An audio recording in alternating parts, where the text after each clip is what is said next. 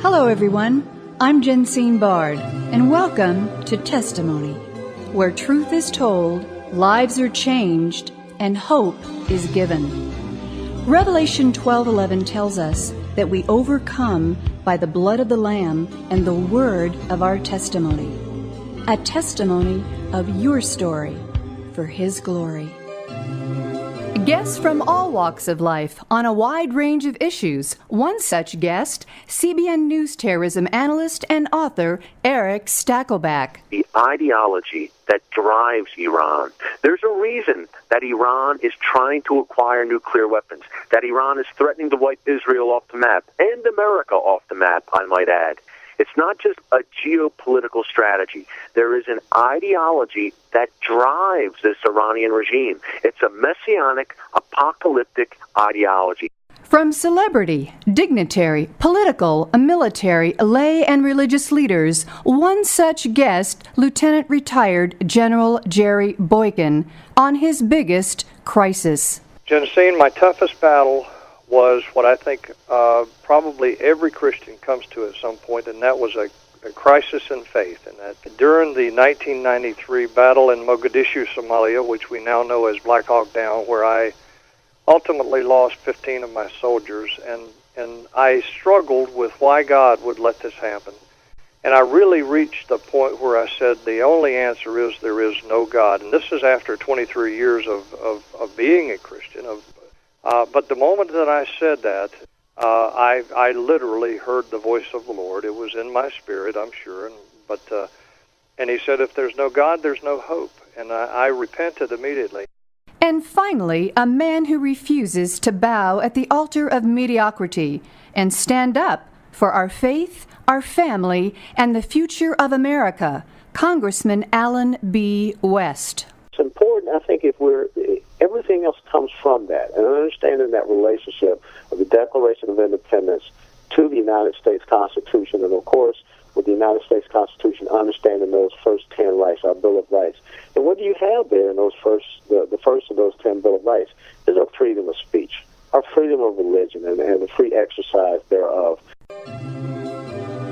From CBN Documentaries comes a new film, In Our Hands, The Battle for Jerusalem.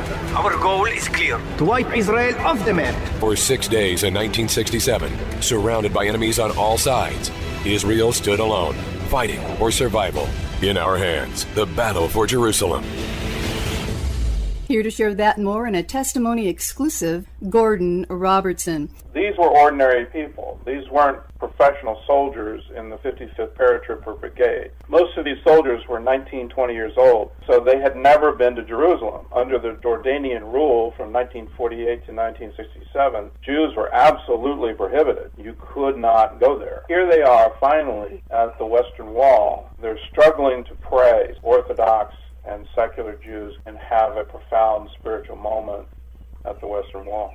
Ladies and gentlemen, you have been listening to Gordon Robertson, CEO of the Christian Broadcasting Network, executive producer and co-host the 700 Club and 700 Club Interactive, as well as founder of CBN Asia. And if that were not enough, ladies and gentlemen, Emmy Award-winning filmmaker, his latest riveting documentary, In Our Hands, The Battle for Jerusalem. God bless you, Jensine. It's wonderful being with you. Please welcome back to Testimony, always a joy and honor, my dear friend, Dr. Alveda C. King. Alveda, welcome back to Testimony. Dearest Jensine, the day we met, and you said, you've got a testimony, and I've got a testimony. And it actually, your radio show with the testimonies of the goodness of God and the power of God, it encourages, it strengthens, it equips, and informs us as we move on during these turbulent times.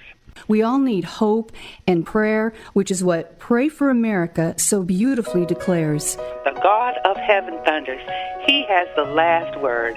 And as you listen to Pray for America, know that Jensine and I are praying with you. God bless everyone. And God bless you. Thank you, Alveda.